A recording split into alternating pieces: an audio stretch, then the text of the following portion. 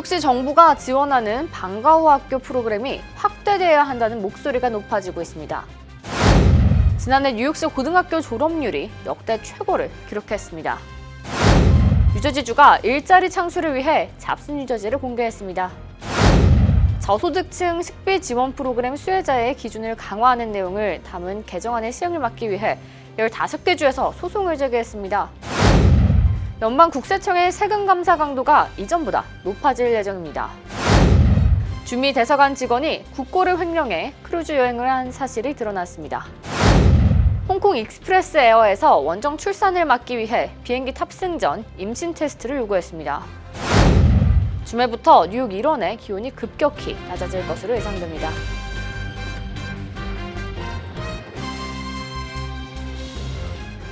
학자금, 결혼자금, 노후자금 준비.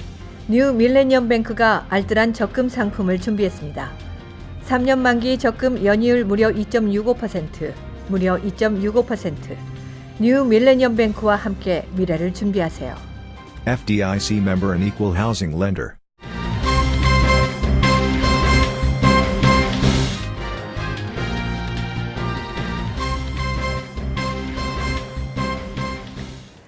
시청자 여러분 안녕하십니까? KBTV 뉴스9 전유진입니다.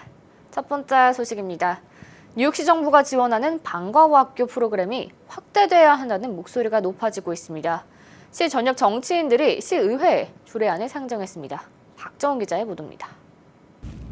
조례안을 상정한 퀸즈의 코스타 콘스탄티네즈 의원은 직장을 다니는 부모들은 매달 평균 $400 이상을 자녀의 방과 후 학교 활동에 지출한다며 1년에 $4,000 이상을 지출하는 것은 무리라고 설명했습니다. 공동 발의자인 칼로스 의원 역시 방과 후 학교 프로그램은 학생들에게 공평한 교육 기회를 제공하며 범죄를 예방하고 오후 5시까지 일을 해야 하는 부모들의 부담을 덜어준다고 밝혔습니다. 애프터스쿨을 제공하게 되면은 한인 밀집 지역이나 이런 25학군, 26학군은 혜택을 받지 못하는 경우가 많기 때문에 이거는 아주 좋은 법안이라고 생각하고 환영합니다. 현재 시 정부도 방과 후 학교 프로그램을 장려하고 있지만 수요에 비해 공급이 턱없이 부족한 실정입니다. 방과 후 학교에 등록된 뉴욕시 학생은 63만 2,076명인데 반해 대기자가 115만 명으로 훨씬 많습니다. 프로그램의 원활한 진행을 위해 방과 후 학교 프로그램이 확대돼야 할 것으로 보입니다. KBTV 뉴스 박정우입니다. 2019년 뉴욕시 고등학교 졸업률이 역대 최고 기록인 77.3%를 기록했습니다. 지난 2014년 68.4%와 비교하면 8.9% 상승한 수치입니다. 드블라지오 뉴욕시장은 학생들에게 평등한 기회를 제공해 가능했던 일이라 설명했습니다. 카란자 교육감은 2026년까지 86%의 졸업률을 달성하고 지역, 인종 간의 격차를 줄이는 데 주력할 것이라며 포부를 밝혔습니다. 2019년 인종별 졸업률은 아시안이 88.2%로 가장 높았고 백인 85%, 흑인 73.7%, 히스패닉 72% 순이었습니다. 상대적으로 졸업률이 낮은 흑인과 히스패닉도 2014년 대비 10% 오른 수치를 기록했습니다. 지역별로는 스태튼 아일랜드가 82.7%로 가장 높았고 퀸즈가 80.7%를 기록해 뒤를 이었습니다.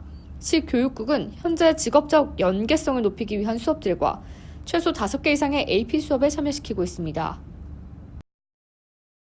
뉴저지 주정부가 일자리 창출을 위한 프로그램 잡스 뉴저지 계획을 공개했습니다. 이상경 기자가 전해드립니다.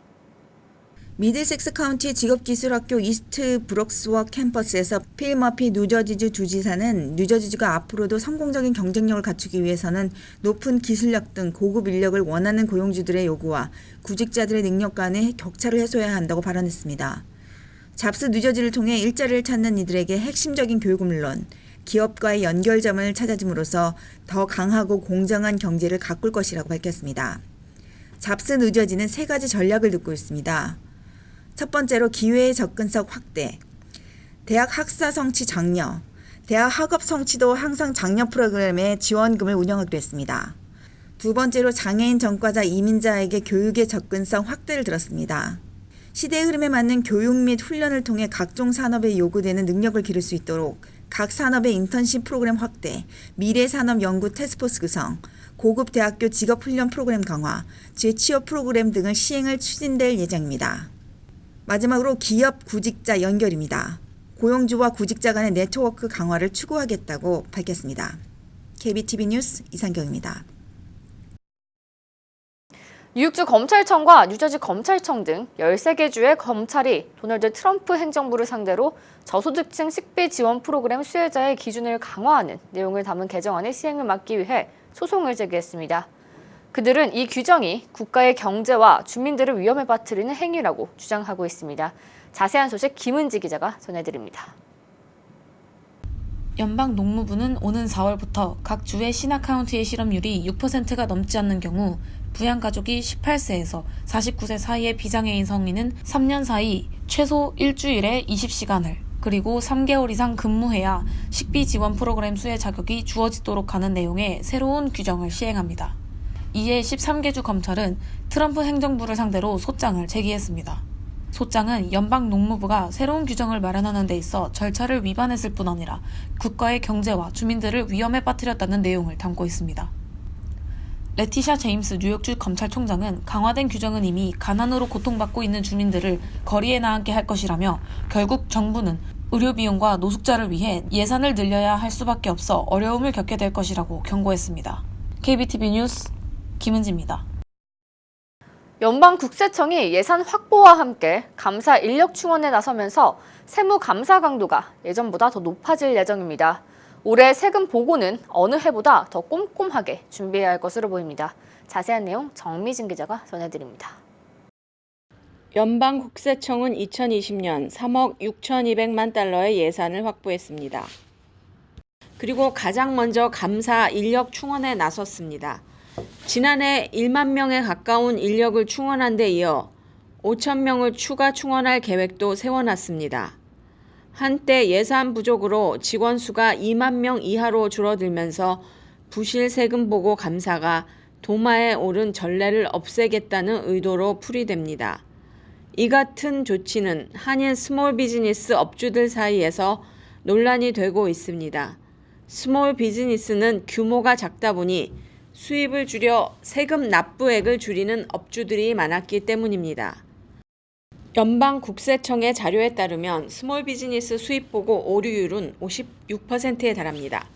가상화폐 보유자도 올해 세금 보고에서 강도 높은 감사의 대상이 될 것으로 보입니다. 한 번도 감사 대상이 된 사례가 없었기 때문에 철저한 감사가 실시될 것으로 전망됩니다. 몇 년 동안 세금 보고를 하지 않고 있거나 미납 세금이 많은 경우 철저히 세금 징수를 할 것으로 보여 어느 해보다도 철저한 준비가 필요해 보입니다. KBTV 뉴스 정미진입니다. 공급을 빼돌려 크루즈 여행 등에 쓴 주미대사관 직원이 감사원 감사에서 적발됐습니다. 감사원은 재외공관 및 외교부 본부 운영 실태 감사 보고서를 공개했습니다. 이창원 기자의 보도입니다. 지난해 재외공관과 외교부 본부를 대상으로 예산과 복무 실태 등을 감사한 결과 총 33건의 위법, 부당 사항이 확인됐습니다. 주미 대사관 행정직원 A씨는 2010년 4월부터 2015년 4월까지 회계 업무를 담당하면서 환급받은 보험료 28,726달러 중 국고 반납분 15,309달러를 반납하지 않았습니다. 또 외교부 직원이 지급한 개인 보험료 중 반납분 1,721달러도 돌려주지 않았습니다. 또 A씨는 공관 공용 신용카드도 크루즈 여행, orlando행 항공권 구입, 옷과 화장품 구입, 용도로 17,331달러를 쓴 것으로 나타났습니다. 또한 개인적으로 사용한 고용 신용카드금을 납부할 수 없게 되자 수표를 발행하는 등 총 14건의 수표를 발행하면서 총 29,338달러를 추가로 활용했습니다. 이에 감사원은 A씨에 대해 재외공관 행정직원 규정 제14조에 따라 징계 등 적정한 조치 방안을 마련하도록 한 상황입니다. 형법 제356조를 위반한 혐의로 고발 조치했습니다. KBTV 뉴스 이창환입니다. 트럼프 행정부 이민당국이 항공사들에게 원정 출산 목적의 임산부 승객 색출을 요구해왔다는 의혹이 있고 있습니다. 정미진 기자가 보도합니다. 홍콩의 저가 항공사인 홍콩 익스프레스 에어가 최근 사이판행 항공기 이륙 전 20대 여성 승객에게 임신 테스트 요구를 했습니다. 이는 원정 출산을 막으려는 미국령 사이판 정부의 요구 때문이었다고 밝혔습니다. 미국령인 사이판은 미국과 동일한 이민법이 적용되고 있습니다. 사이판은 중국인들이 무비자로도 입국할 수 있는 지역이어서 원정 출산을 하려는 중국인 산모들이 많으며 한국인 산모들도 사이판을 원정 출산지로 활용하고 있는 상황입니다. 항공사 측은 20대 여성 승객에게 비행기 탑승 전 임신 여부를 확인한 건 미국령 사이판 정부의 요구에 따른 데에서 벌어진 일이라고 설명하며 사과했습니다. 최근 사이판에 중국인이 비자 없이 입국할 수 있어 중국 여성 관광객 중 원정 출산을 하는 숫자가 늘어 지난해 중국인에 대한 사이판 무비자 체류 기간을 45일에서 14일로 줄인 상황입니다.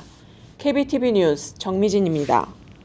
국립기상청은 17일부터 뉴욕 이론의 기온이 급격히 내려가 추워지고 주말에는 눈, 비가 올 것이 예보된다고 전했습니다. 17일은 맑지만 16일에 비해 15도 이상 떨어져 최저기온 21도를 기록했습니다. 18일은 흐려지기 시작해서 오후부터는 눈이 올 것으로 예보됐습니다. 눈은 진눈깨비나 비로 변할 것으로 보이지만 허드슨밸리와 북서부 뉴저지 외곽 지역에는 눈이 쌓일 수도 있습니다. 최고기온은 37도, 최저기온은 35도로 예상됩니다. 기상청은 다음 주부터 최저기온이 20도대에 머무는 추운 날씨가 이어질 것으로 전망했습니다. 급격한 추위에 대비가 필요해 보입니다.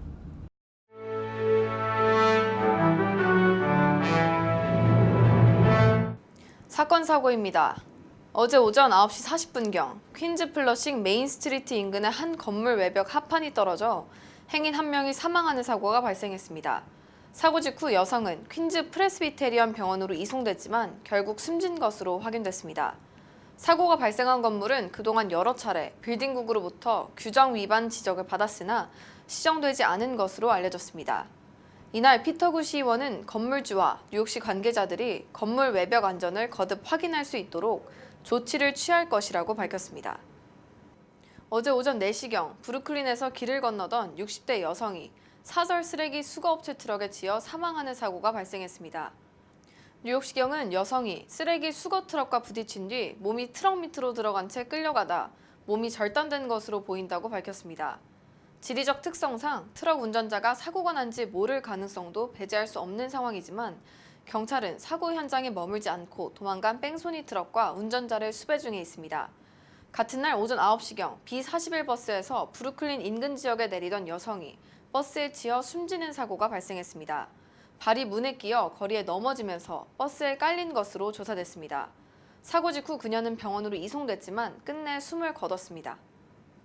지난 14일 뉴욕시에서 발생한 살해 사건의 용의자가 체포됐습니다. 사건은 지난 1일 브롱스 소재 아파트에서 발생했는데 한 남성은 자신의 전 여자친구와 사귀는 중이었던 다른 남성과 말다툼을 하다 목과 얼굴에 총격을 가해 사망케 했습니다. 경찰은 라이언 챔버스를 살인 혐의로 체포했습니다. 챔버스는 지난 2019년 절도죄로 3년 복역 후 가석방으로 풀려난 바 있습니다. 서포 카운티가 무보험자 또는 독감 접종이 보험에 적용되지 않는 주민들을 대상으로 21일 오후 2시부터 6시까지 리버헤드 도서관에서 무료 독감 접종을 실시합니다. 빌 드블라지오 뉴욕시장이 $953 규모의 2021 회계연도 예비 예산안을 발표했습니다. 지난해보다 2.7% 감축된 규모입니다. 예산안의 주요 내용을 보면 저소득층 대중교통 비용 지원에 $1억 6천만 달러, 교통사고 사망자를 줄이기 위한 캠페인에 $9,800만 달러, 뉴욕 시형 아파트의 낙후된 시설을 수리하는데 $1억 2,900만 달러를 투입할 것으로 보입니다. 뉴욕주 법원이 법원 내에서 이민 단속국의 판사 영장 없는 이민자 체포를 금지했음에도 불구하고 체포가 여전한 것으로 나타났습니다. 연방이민세관 단속국은 지난 한 해 129명을 뉴욕주 법원 시스템에서 체포했습니다. 이는 3년 만에 11배 이상 늘어난 수치입니다. 뉴욕주 법원 행정처가 이민자 체포 제한 지침까지 내렸지만 이를 무시하고 있는 상황입니다. 제77회 골든글러브 시상식에서 여우 주연상을 수상한 한국계 여배우 아콰피나가 7번 전철에 안내 방송을 시작했습니다. 플러싱 메인스트릿에서 맨하탄 34스트리트, 허드슨역까지 7번 전철 전 구간에서 아쿠아피나 목소리를 들을 수 있게 됐습니다. 이어서 포커스인과 커뮤니티 브리핑이 이어집니다.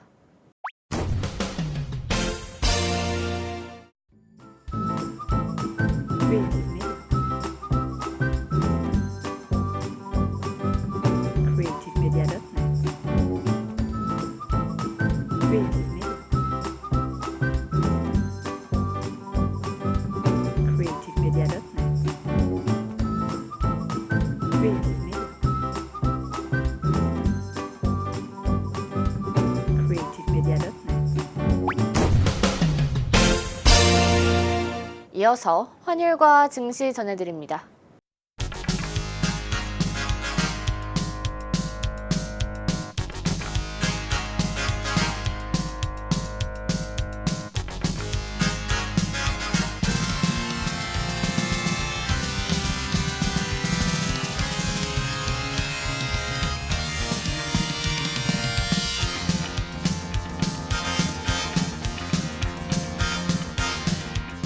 이어서 환율과 증시 전해드립니다.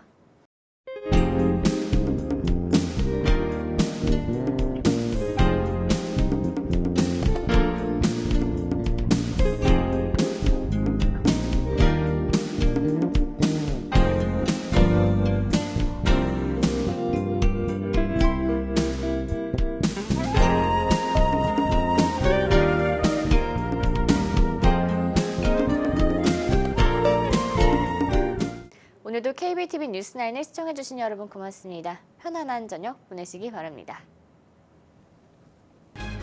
학자금, 결혼자금, 노후자금 준비.